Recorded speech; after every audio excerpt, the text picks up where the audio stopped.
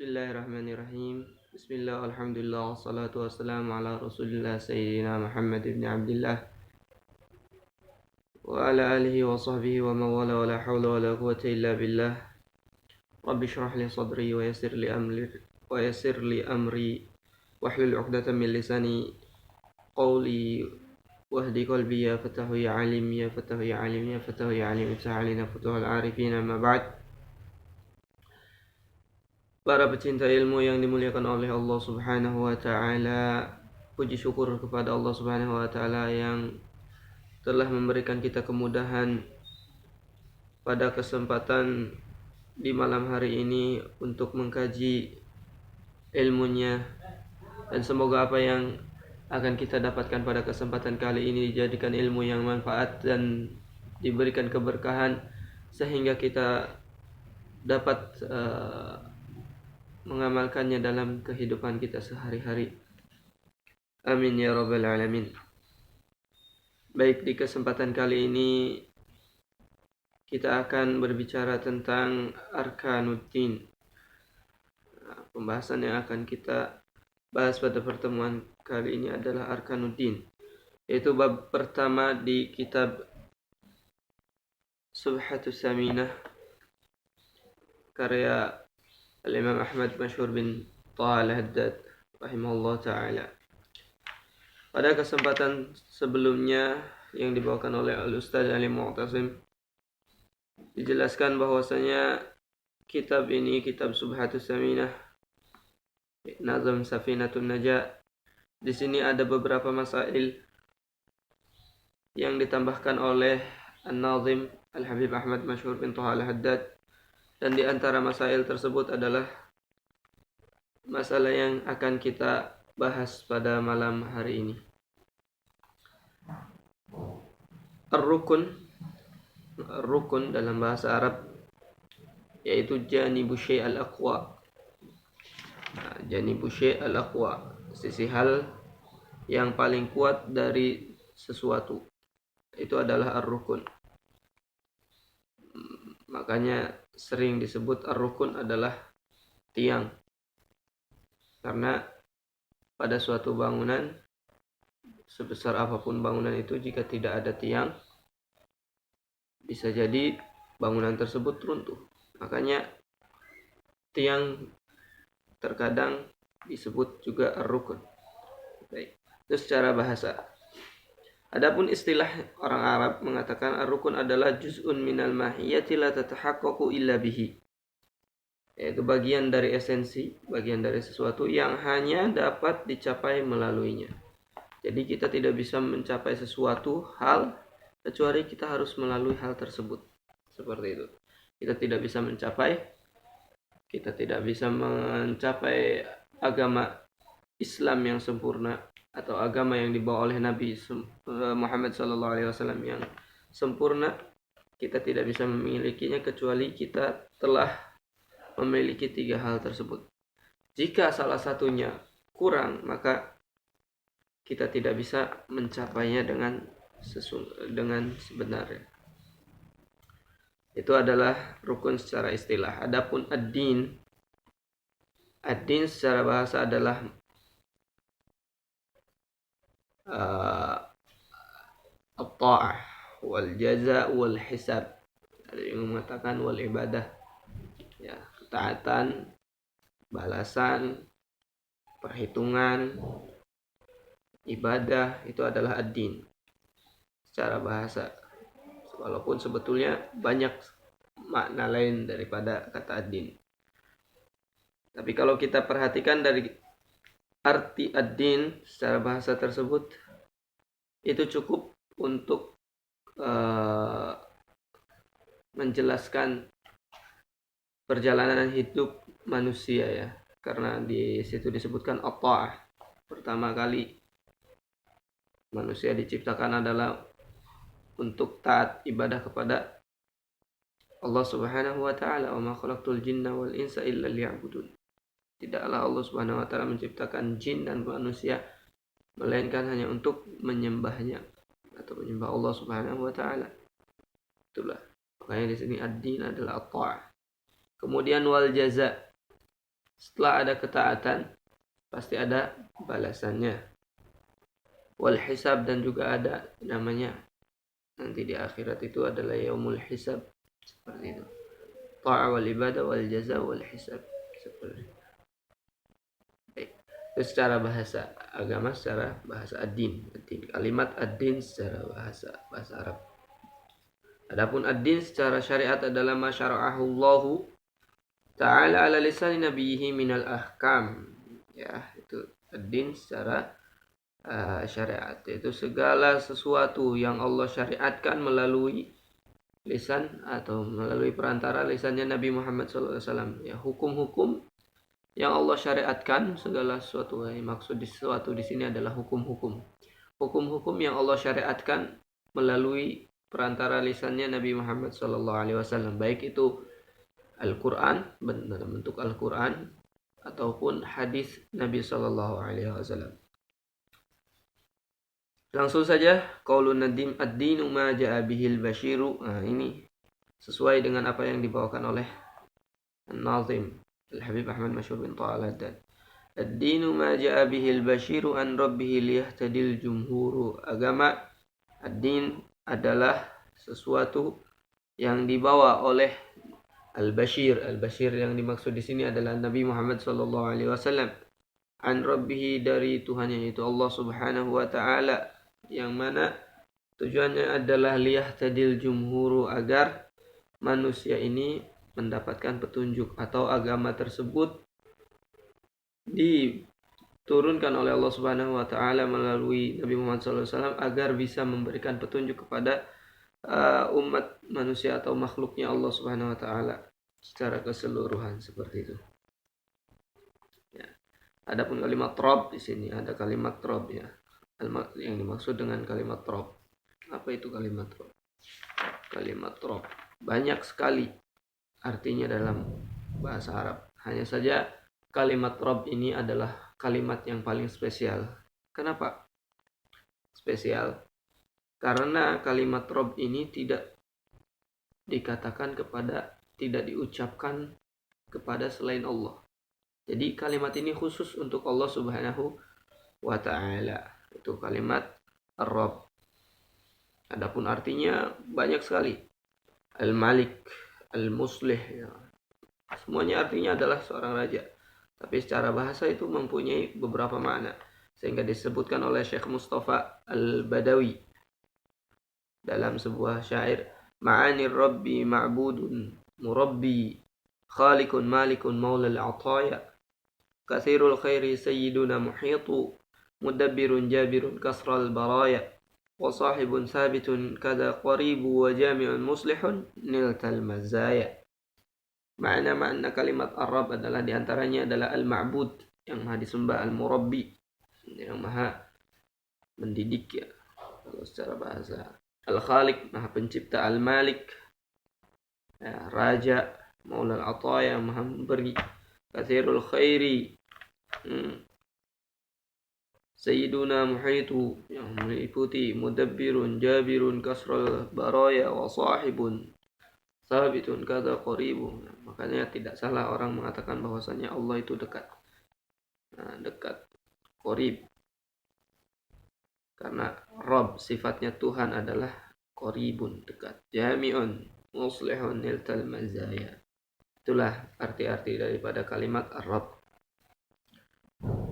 Kemudian selanjutnya maja'a bihil basyiru, yang dimaksud adalah sesuatu yang didatangkan oleh Al-Bashir. Kenapa disifati oleh Al-Bashir? Karena ini sesuai dengan apa yang difirmankan oleh Allah Subhanahu wa taala dalam Al-Qur'an, inna arsalnaka syahidan wa mubasysyiran wa nadhira. Sesungguhnya aku, kata Allah Subhanahu wa taala, atau kami mengutusmu wahai Muhammad sallallahu alaihi wasallam syahidan, sebagai saksi, wa mubasysyiran, dan pemberi kabar gembira, wa nadhira, dan samping itu juga Nabi Muhammad sallallahu alaihi wasallam nazir, yaitu yang maha memberi peringatan, nazir. Dan juga sesuai dengan kenapa di sini An-Nazim mengatakan ad-dinu ma jaa bihil basyiru, agama yang benar adalah yang dibawakan oleh Nabi Muhammad SAW. Hal ini beliau ambil dari firman Allah Subhanahu wa taala, "Inna ad-dina 'indallahil Islam." Sesungguhnya agama di samping Allah adalah Islam. Di sini kenapa beliau bisa seperti itu? Ulama menjelaskan bahwasanya karena tidak mungkin Allah Subhanahu wa taala menyandangkan sesuatu dengan namanya Allah Subhanahu wa taala, kecuali sesuatu tersebut adalah berharga gitu, adalah sangat penting. Seperti Nabi Muhammad sallallahu alaihi wasallam, Abdullah, martabat tertinggi ya, karena bisa disandingkan dengan Allah Subhanahu wa taala. Seperti itu. Itu juga al-Islam. Allah tidak mengatakan agama lainnya, melainkan mengatakan al-Islam. Al-Islam adalah agama yang dibawakan oleh Nabi Muhammad SAW. Selanjutnya dikatakan an rabbihi liyahtadil jumhuru. Wal huda al-yahtadi, al-huda ihtada yahtadi. Al-huda adalah artinya petunjuk ya. Ad-dalala wa tabyin, sebagaimana yang disabdakan yang difirmankan oleh Allah Subhanahu wa taala, awalam yahdi lahum. Artinya dari kalimat ini, ad-dinu ma ja'a bihil basyiru an rabbihil yahtadil jumhuru, artinya bahwasanya semua hukum yang dibawakan oleh Nabi sallallahu alaihi wasallam, baik yang dicakup dalam Al-Quran ataupun hadis Nabi Shallallahu Alaihi Wasallam, baik dari ucapannya, takrirnya, pekerjaannya, atau yang lainnya, yang diambil oleh Nabi Shallallahu Alaihi Wasallam dari Allah Subhanahu Wa Taala, itu Allah berikan untuk memberikan petunjuk kepada seluruh makhluknya, baik manusia ataupun jin. Apa dalilnya? Dalilnya yaitu firman Allah Subhanahu wa taala, "Wa ma arsalnaka illa kafatan lin-nasi basyiran wa nadhira." Ya Muhammad, kata Allah Subhanahu wa taala, wahai tidaklah kami, kata Allah Subhanahu wa taala, tidaklah kami mengutusmu wahai Muhammad, Allahumma shalli alaihi, illa kafatan lin-nasi, melainkan untuk seluruh manusia, basyiran sebagai pembawa kabar gembira, wa nadhiran dan sebagai pembawa peringatan. Dan juga firman Allah Subhanahu wa taala dalam ayat lainnya, wa ma arsalnaka illa rahmatan lil alamin. Kata-kata al-alamin ini, al-alam ma siwallah, selain Allah, berarti seluruh makhluk ya, seluruh makhluk Allah Subhanahu wa taala. Wa irsaluhu lil malaikati. Sekarang ada khilaf ya. Tadi kan irsalul lil insi, jinni wal ins ya, manusia dan jin. Sekarang ada malaikat. Wah, gimana? Apakah ini kalau di dalam pembahasan itu irsalun Nabi sallallahu alaihi wasallam taklif au tasyrif. Taklif au tasyrif. Ittifaq bahwasanya irsal atau diutusnya Nabi Muhammad SAW kepada manusia dan jin itu adalah risalatut taklif. Yang khilaf adalah di malaikat. Apakah diutusnya Nabi Muhammad SAW kepada malaikat itu taklif atau tasyrif? Tasyrif, penghormatannya. Sini Ibnu Hajar mengatakan bahwasanya sama risalahnya, risalatut taklif. Ya, beliau mengambil pendapatnya atau sama pendapat dengan Imam As-Subki dan yang lainnya.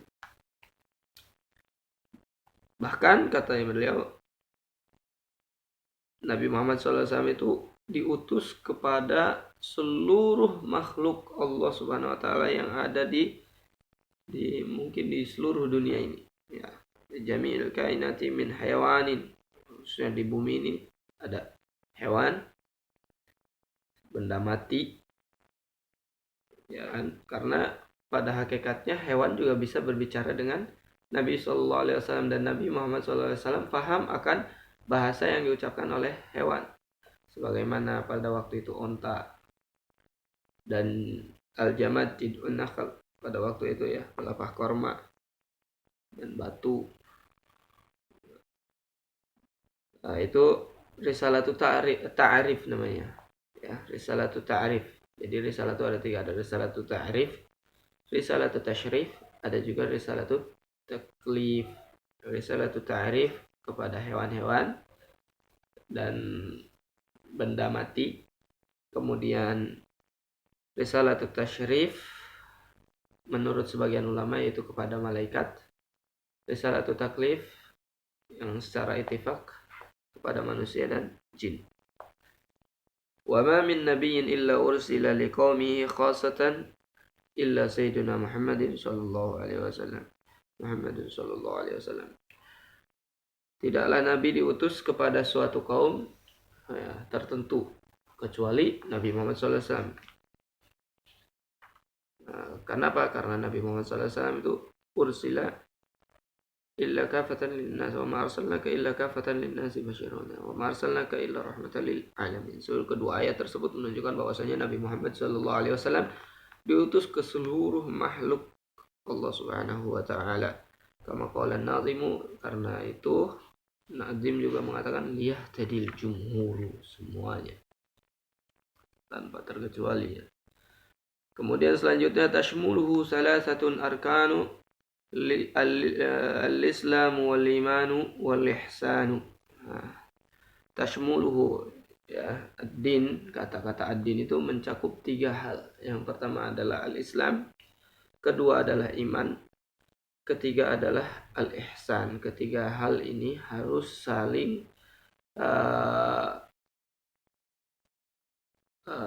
berbarengan ya, tidak bisa salah satunya copot. Kalau satunya copot berarti agamanya itu nukson, ada kekurangan gitu, nggak lengkap gitu. Seperti itu ya. Dan 3 hal ini diambil dari hadis Jibril alaihi salatu wasallam, yaitu hadis yang diriwayatkan oleh Sayyidina Umar radhiyallahu anhu yang sangat panjang ya. Bainama nahnu julusun inda Rasulillah sallallahu alaihi wasallam zata yaumin itala alaina rajulun ila akhirih, sampai Nabi Muhammad SAW ditanya dan menjawab, ditanya lagi menjawab, lagi ditanya lagi menjawab, kecuali pertanyaan terakhir mata sa'ah gitu. Kemudian Nabi juga di akhir hadis tersebut menjelaskan kepada Sayyidina Umar bahwasanya yang barusan datang adalah Sayyidina Jibril alaihi salam. Atakum yu'allimukum dinakum ya Umar, innahu Jibril atakum yu'allimukum dinakum. Ya, ini 3 hal. Yu'allimukum dinakum, bahwasanya Jibril barusan datang untuk mengajarkan kalian tentang agama kalian. Agama kalian berarti di situ diambil ada al-Islam wal iman wal ihsan. Al-Islam yang pertama ya. Al-Islam, apa itu Islam? Al-Islam adalah secara bahasa, secara lughah adalah mutlaqul inqiyad, kepatuhan secara mutlak. Orang kalau istaslam itu pasrah ya. Islam patuh, orang pasrah patuh, pasrah. Itu secara bahasa. Adapun secara istilah adalah kepatuhan dengan hukum syariat ya. Al-inqiyad lil ahkam syar'iyyah al-amaliyah. Itu al-Islam, al-inqiyad lil ahkam syar'iyyah al-amaliyah, yaitu kepatuhan terhadap hukum syariat. Ya, hukum syariat praktis ya, amal, tentang amal itu al-Islam. Untuk bahasanya nanti ada rukun Islam juga, ada 5 dijelaskan di depan, dan nanti juga ada rukun iman yang 6 dijelaskan juga di pasal-pasal berikutnya. Kemudian selanjutnya wal imanu. Iman secara bahasa adalah at-tasdiq, sebuah keyakinan. Keyakinan apapun itu adalah iman menurut bahasa. Anda yakin kepada seseorang, berarti Anda memiliki iman kepada seseorang tersebut secara bahasa. Ya. Adapun secara istilah adalah keyakinan dan kepasrahan atau tasdiq wal iz'an, ya, terhadap apa yang dibawa oleh Nabi Muhammad SAW dari hal-hal yang telah diketahui dari urusan agama secara daruri, yaitu at-tasdiq wal iz'an lima jaa bihi Nabi sallallahu alaihi wasallam mimma ulima min ad-dini bid-darurah. Itu adalah al-iman. Ya, nanti contoh-contohnya di depan banyak. Nanti disebutkan di kesempatan selanjutnya insyaallah taala. Dan yang terakhir adalah al-ihsan, yang ketiga. Ihsan, ya, ihsan. Ihsan adalah sesuai yang disebutkan dalam hadis anta'budallaha ka'annaka tarahu fa illam takun tarahu fa innahu yarak. Ini adalah martabatul ihsan. Martabatul ihsan dari sini diambil ada dua. Yang pertama, kita menyembah Allah itu seakan-akan kita melihat Allah, zatnya Allah Subhanahu wa taala. Nah, itu sampai derajat musyahadatul haq. Musyahadatullah subhanahu wa ta'ala, maqam musyahadah. Ada juga yang kedua adalah gak sampai maqam musyahadah, tapi dia itu merasa bahwasanya dia itu selalu dipantau oleh Allah subhanahu wa ta'ala, yaitu fa illam takun tarahu fa innahu yarak. Seperti itu. Itu al-ihsan, dua derajatnya ihsan. Adapun ihsan secara bahasa, ya, secara bahasa al-ihsan itu diddul isaah. Ihsan itu maknanya kebagusan. Al-ihsan adalah kejelekan. Adapun secara syariat, ihsan adalah itqanul ibadati bi'adaiha 'alal wajhil ma'muri bihi ma'a ri'ayati huquqillahi ta'ala wa muraqabatihi wa istihdari 'azamatihi wa jalalihi ibtida'an wa istimraran. Ya. Al-ihsan adalah kesempurnaan ibadah dengan melaksanakannya menurut tata cara yang diperintahkan. Jadi tidak cukup hanya Islam mengetahui fikih-fikih ibadat, ya, tata cara sholat dan sebagainya tidak cukup. Tapi kita juga harus mempraktekannya sesuai apa yang kita ketahui dari syariat tersebut. Sholat, gimana caranya sholat yang benar, khusyuk dan sebagainya. Apa maksud dengan apa yang dimaksudkan dengan sholat, apa yang tujuan adanya sholat dan sebagainya. Ya, jadi sholat itu tidak hanya sekedar takbiratul ihram, berdiri, ruku, sujud, i'tidal, ya, dan sebagainya. Tidak hanya seperti itu, tapi ada dari segi maknawi apa yang harus kita renungi dari sholat. Maksud daripada sholat adalah apa? Seperti itu. Kemudian beliau di sini melanjutkan dengan wa huwa ala qismaini ahaduhuma. Ihsan itu terbagi menjadi dua sebagaimana yang sudah disebutkan dari tadi, ya. Yang pertama adalah orang yang sudah nyampe musyahadatul haq, yang kedua tidak sampai musyahadatul haq, hanya saja dia merasa bahwasanya Allah Subhanahu wa taala muttali'un alaihi, terus memantaunya, wa musyahidul lahu. Nah, ini sesuai yang disebutkan oleh Nabi sallallahu alaihi wasallam dalam hadisnya, fa illam takun tarahu fa innahu yarak. Fa illam takun tarahu fi jami'il ahwali wal ikhlasi lahu fi jami'il a'mali fala taghfal. Ini maksudnya daripada fa illam takun tarahu fa innahu yarak.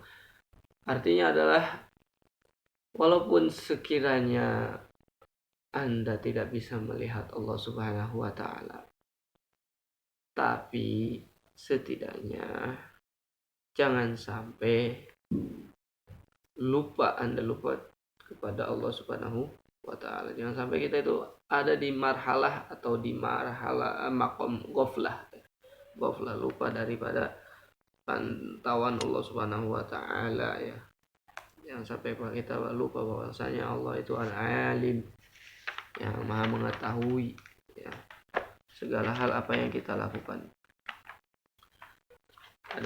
Dan beliau di sini menutup pembahasannya dengan sebuah bait syair, ya, yang berbunyi idza ma khalauta dahra yawman fala taqul khalautu walakin qul alayya raqibu. Jika engkau sedang sendiri, jangan katakan aku sedang sendiri, akan tetapi katakanlah diriku ada yang mengawasi. Itulah pada arti daripada bait yang dibawakan beliau. Mungkin itu saja yang bisa kami sampaikan pada kesempatan kali ini. Kurang lebihnya mohon maaf. Assalamualaikum warahmatullahi wabarakatuh. Subhanakallahumma wa bihamdika.